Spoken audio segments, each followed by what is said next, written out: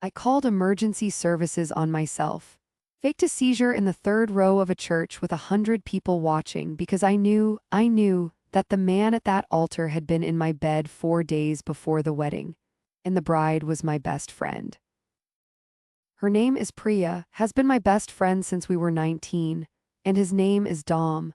And before you say anything, yes, I knew he was hers, I knew that. But I also knew things about him that she didn't, and I had to make a choice about what to do with that information. So I made my decision. Oh, she made a choice. That's what we're calling it, okay? Tell them the part where the choice involved your tongue. Priya, I am getting there, can you let me, okay? So Dom and I had history before you. That part is not a secret, she knew that. What she didn't know is that he texted me 6 weeks before the wedding saying he wasn't sure. Those were his words. I'm not sure. And I made the very stupid decision to meet him for a drink. One drink, right, the drink that lasted until 2 in the morning at his apartment. The drink where you texted me at midnight saying you were already asleep. Do the voice, Cassie. Do the I'm not sure voice the way he said it. I'm not doing a voice. Look, nothing happened that first night. I want to be clear about that. We talked. He vented. I should have told you immediately, I know that. But I thought maybe he'd figure it out on his own, call it off, and you'd never have to know he was spiraling. I was trying to protect you. Protecting me from your phone at his apartment. Until 2 a.m., you're so selfless, honestly.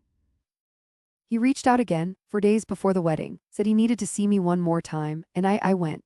I went and I told myself I was going to talk him into going through with it, talk him back to you. And for most of that night, that's what I was doing. And then it wasn't.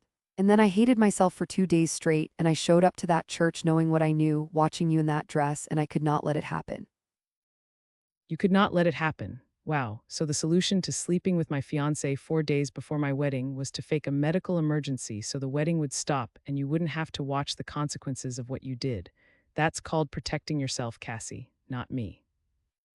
You're right, okay? You're right about. I panicked. I was sitting in that pew watching him stand up there like nothing happened, and I started shaking and I went down. And it looked real enough that paramedics came. And the wedding stopped.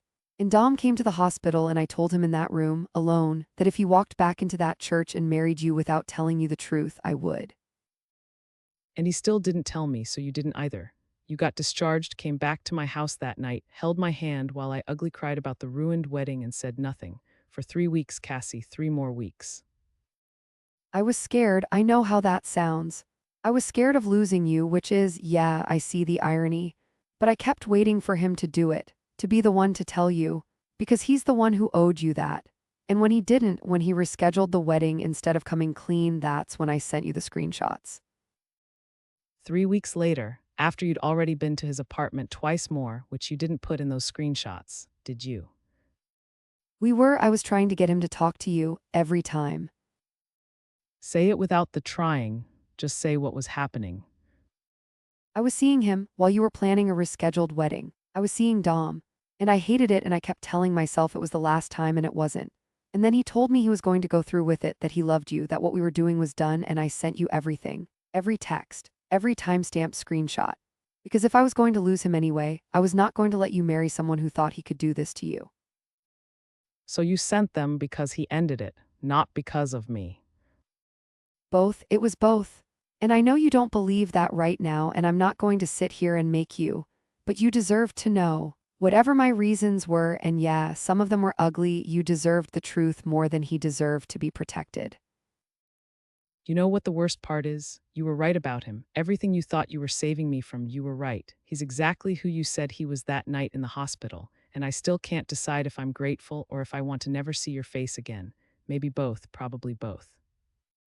I know I'm not asking you to decide right now. I'm not asking you to forgive me at all, honestly. I needed to say what actually happened. All of it.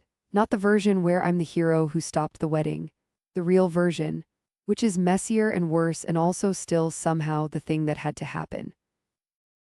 The thing that had to happen, sure, okay, we'll go with that. So now you know what I did, why I did it, and the part I left out until she dragged it out of me. I don't know if the fake seizure bought her anything except chaos. I don't know if the screenshots were truth or scorched earth. I've been sitting with both of those things for a long time, and I still don't have a clean answer. What would you have done? Tell me in the comments. And if you know someone who has ever been on either side of something like this, send it. New confession dropping soon. Don't miss it.